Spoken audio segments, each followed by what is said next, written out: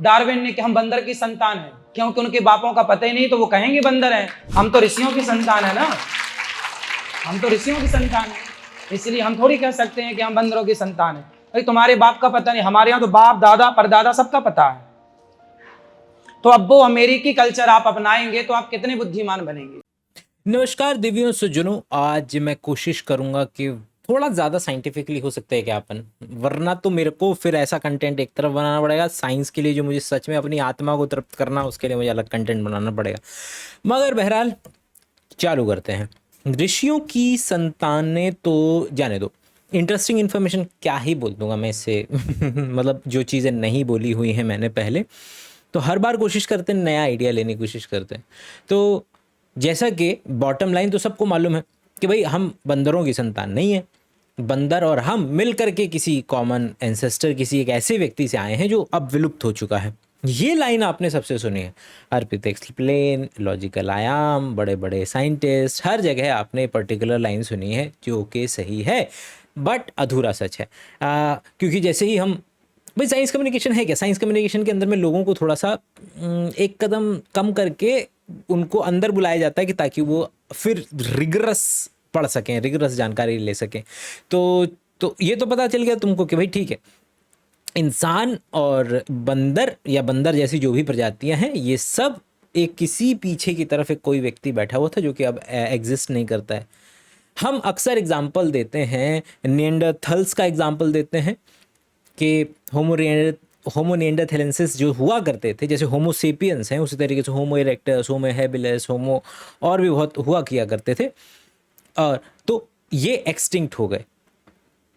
मगर रियली, क्योंकि latest information पिछले कुछ दशकों में जो हमें पता चली है वो ये कि हमारे पास होमो सेपियंस के पास निएंडरथल्स का डीएनए है। Okay, what does it mean? It means कि हमने और पीछे निएंडरथल्स ने मिलकर के सेक्स किया है, जिसकी वजह से हमारे में वो जीन एग्जिस्ट कर रहे हैं।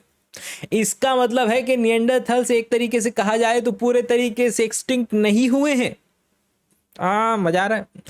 तो हम वी आर पार्ट निएंडरथल्स, क्योंकि हमारे अंदर निएंडरथल्स का डीएनए मिल रहा है जो निएंडरथल्स के अंदर में कॉमन हुआ करता था, और आज हमारे पास वैलिड प्रूफ्स हैं ये बात मानने के कि हमारे होमोसेपियन जो पुराने वाले थे उनमें और निएंडरथल्स के अंदर में सेक्स हुआ था। यस, मज़ा आया। अब इससे मिलता जुलता एक और आइडिया कि ये जो हमारे अंदर में निएंडरथल का डीएनए है वो सारा का सारा मुझ में है, ऐसा नहीं है। थोड़ा सा मेरे में आ गया, थोड़ा सा किसी और में चला गया, थोड़ा सा किसी और में, अफ्रीका के अंदर में। इस तरीके से एक मोटा माटी जो फिगर है दैट इज 50 to 60% निएंडरथल का डीएनए अभी भी इंसानों के अंदर में घूम रहा है। 50 से 60% जो निएंडरथल का डीएनए था वो अभी भी ये जो दुनिया एग्जिस्ट कर रही है इनके अंदर में एग्जिस्ट करता है, वो हम में सेपरेटली जिंदा है। थोड़ा सा मतलब बगैती वाली बात है बट कितना इंटरेस्टिंग आइडिया है यार। And it is totally possible. अगर कोई बच्चा 11-12 बैचलर्स वगैरह का देख रहा है तो हो सकता है जब ये बातें आप बताएं अपने टीचर्स को, तो क्योंकि हम लेटेस्ट इन्फॉर्मेशन से इतना ज़्यादा इक्विप्ड नहीं होते हैं तो इस बात की संभावना हो सकती है क्योंकि वो मना करते हैं आपको।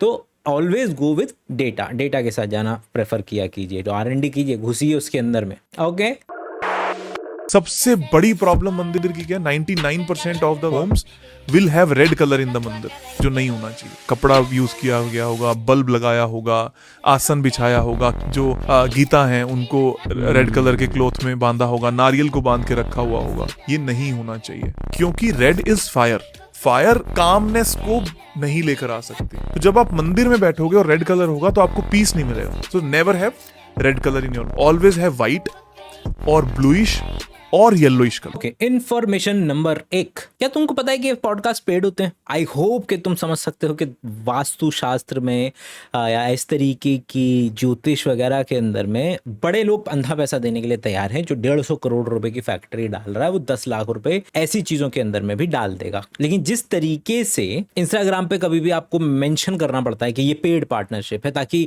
You can make an educated decision कि भैया ये अच्छा ये तो पैसा दे करके कराया हुआ है। तो जितने भी ज्यादातर ये पॉडकास्ट होते हैं ये 2 तरीके से होते हैं कि पहले ही बंदे ने इतनी अंट-शंट बातें बोल रखी हैं कि उसका पॉडकास्ट पे लाया जाना जो पॉडकास्ट करा रहा है उसको फैलाने में, उसकी रीच बढ़ाने में हेल्प करेगा।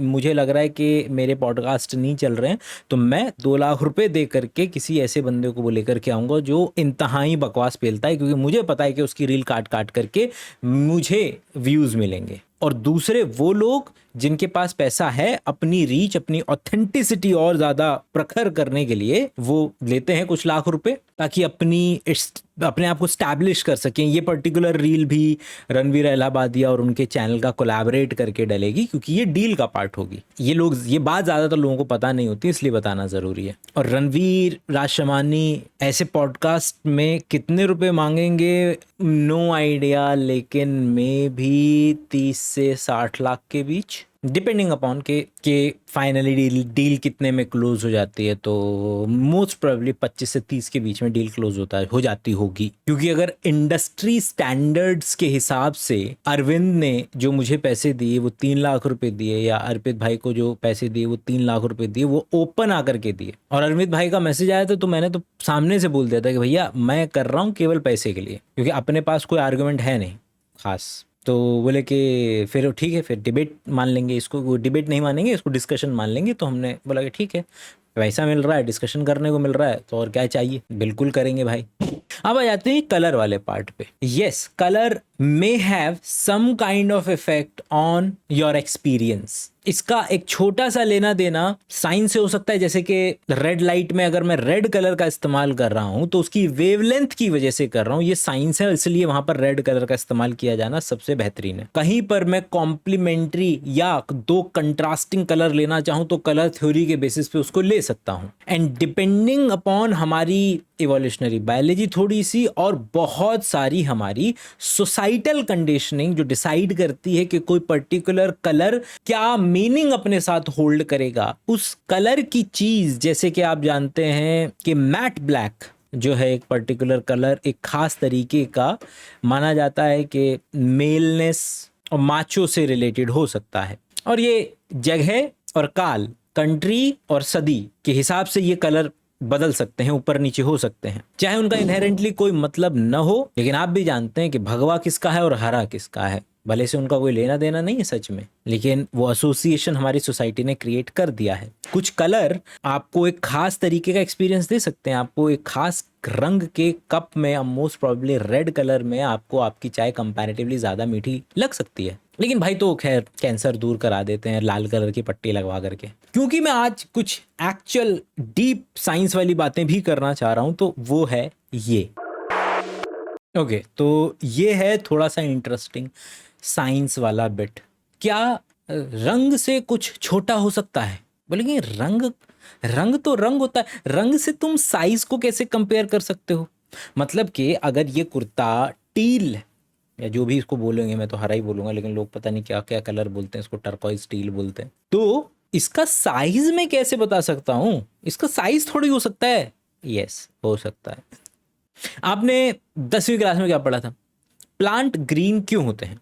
प्लांट ग्रीन इसलिए होते हैं क्योंकि सफेद लाइट में सारे रंग होते हैं, वो सारे रंगों का इस्तेमाल कर लेता है एनर्जी के लिए, और हरे रंग का इस्तेमाल नहीं करता। मतलब हरे रंग वाली जो वेवलेंथ होती है उसको फेंक देता है, और इसीलिए हमें वो नजर आती है। और एक और इंटरेस्टिंग बात कि अगर यही बात है तो ग्रीन एनर्जी कितना बेकार शब्द है। आपने हर जगह green energy green energy green energy सुना, और ग्रीन एक वो कलर है जिसको प्लांट कह रहा है अबे भाग जा, मैं इसका इस्तेमाल नहीं करूंगा, निकालो इसको यहां से, और चारों तरफ हम ग्रीन एनर्जी शब्द का इस्तेमाल करते हैं।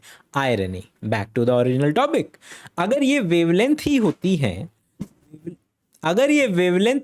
है, बहुत तगड़े तगड़े बम फट रहे हैं, तो वेवलेंथ ऊपर जाती है नीचे आती है। मतलब कि कलर की वेव लेंथ होती है, लेंथ होती है, मतलब लेंथ होती है तो मतलब साइज होता है। यस, कलर का साइज होता है, और इसीलिए तो कहते हैं हम कि 400 से 700 नैनोमीटर के बीच में ही विजिबल स्पेक्ट्रम एग्जिस्ट करता है, विबग्योर एग्जिस्ट करता है, उसकी लेंथ है। ओके, मस्त, इंटरेस्टिंग। तो आपने अगर कभी किसी वायरस की फोटो देखी है, और अगर वो फोटो में कलर है, तो वो कलर नकली है, क्योंकि ज्यादातर वायरस क्या होंगे? ज्यादातर वायरस नैनोमीटर्स में होते हैं, और अगर कोई चीज़ नैनोमीटर में है और वो 400 से 700 नैनोमीटर से छोटी पड़ रही है, और जो कि वायरसेस 400 नैनोमीटर से छोटे ही हैं, तो वो कलर से छोटे हैं। वायरसेस कलर से छोटे होते हैं, इसलिए वायरसेस का कोई कलर हो ही नहीं सकता। जिस तरीके से एटम का कलर नहीं हो सकता क्योंकि एटम एंगस्ट्रॉन्ग्स में चला जाता है, उसी तरीके से वायरस का भी कोई कलर नहीं हो सकता। आई डोंट नो, अगर ये चीज़ें तुमको पागल नहीं कर रही हैं तो क्या करेंगी? फिर तुमको बस ये वो वाले वीडियोस जो मैं बनाता रहता हूँ वही पागल करेंगे। I am trying just something new, कि इस तरीके की इन्फॉर्मेशन की भरमार है। तो if you are going to, मतलब मेरे को फ़र्क नहीं पड़ता कमेंट से, मेरे को फ़र्क नहीं पड़ता, मुझे वॉच टाइम से पता चल जाता है, क्योंकि वो तुम चाह कर के भी नकली नहीं कर सकते, तुम चाह करके भी उसमें झूठ नहीं बोल सकते। अगर मज़ा आ रहा है, ज़्यादा देर तक देख रहे हो, तो मुझे वॉच टाइम में नज़र आ जाएगा। And that is the only thing that matters. अगर कोई व्यक्ति बोलता भी है ना कि मुझे ये बता देना, वो बता देना, अगर मैंने भी पास्ट में बोला है अगर, तो मैं मेहनत नहीं करना चाहता असली डेटा को देखने के लिए। और शायद में भी इससे, ऐसा बोलने से लोग कमेंट करते हैं तो उससे एंगेजमेंट बढ़ती है, क्योंकि जो लोग पैसा देते हैं ना, एक और इंटरेस्टिंग न्यूज़ यूट्यूब के या इंस्टाग्राम के इधर की साइड की, जब लोग पैसा देते हैं तो व्यूज़ के हिसाब से उतना नहीं देते हैं जितना कि एंगेजमेंट के हिसाब से दिया जाता है। ख़ास करके इंस्टाग्राम पे आपके व्यूज़ नहीं देखे जाएंगे, देखा जाएगा कितने लाइक्स और शेयर्स हैं, उनके बेसिस पर एवरेज निकाल करके लोग पैसा निकालते हैं कि आपको कितना पैसा मिलना चाहिए। किस कलर की चड्डी पहने हो? बता दो ना। ओके, तो इससे रिलेटेड साइंस है फिर से कलर साइंस के ऊपर ही है। सारे के सारे डिटर्जेंट ब्लू क्यों हैं? याद करें, आपके घर का ज़्यादातर डिटर्जेंट आपको ब्लू मिलेंगे। उससे कदम पीछे आएंगे तो आपको अपने अंडर गारमेंट्स पे और वाइट कपड़ों पे आप नील का इस्तेमाल करते हैं। अगर ये पर्टिकुलर कपड़ा वाइट है, सूती है, तो इस पर हो सकता है नील का इस्तेमाल किया जाए। तो अगर जो वो ब्लू पिगमेंट है वो क्या कर रहा है, लोगों को लगता है कि वो वाइट कर रहा है, तो क्या बचपन से लेकर के आज तक ये सवाल जहन में नहीं आना चाहिए था कि अगर मुझे किसी चीज़ को वाइट करना है तो वो वाइट होना चाहिए ना? वाइट करने के लिए मैं ब्लू का इस्तेमाल कैसे कर सकता हूँ? तो टू क्रिएट एन इल्यूजन वाला वाइट, जैसे कि जो कपड़े होते हैं, अगर आप इसे न धोएं नील से या इस तरीके के डिटर्जेंट से, तो वो एक खास कलर के होते चले जाएंगे। वो कलर कौन सा है? येलोइश सा कलर होता चला जाएगा इसका, वाइट की बजाय।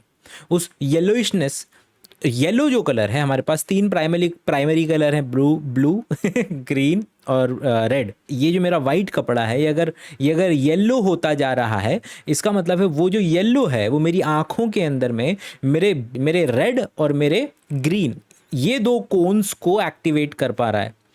अगर मैं इन दोनों कलर को, जो येलो कलर है उसके एग्जैक्ट ऑपोजिट मैं क्या देखूं कि उसके ऑपोजिट में बैठा हुआ है ब्लू, तो अगर ये येलो कलर ऑलरेडी ग्रीन और रेड को एक्टिवेट कर रहा है, तो मैं अगर ब्लू को और एक्टिवेट करवा दूं तो तीनों प्राइमरी कलर एक्टिवेट हो जाएंगे और मेरे को इल्यूजन क्रिएट होगा वाइट का।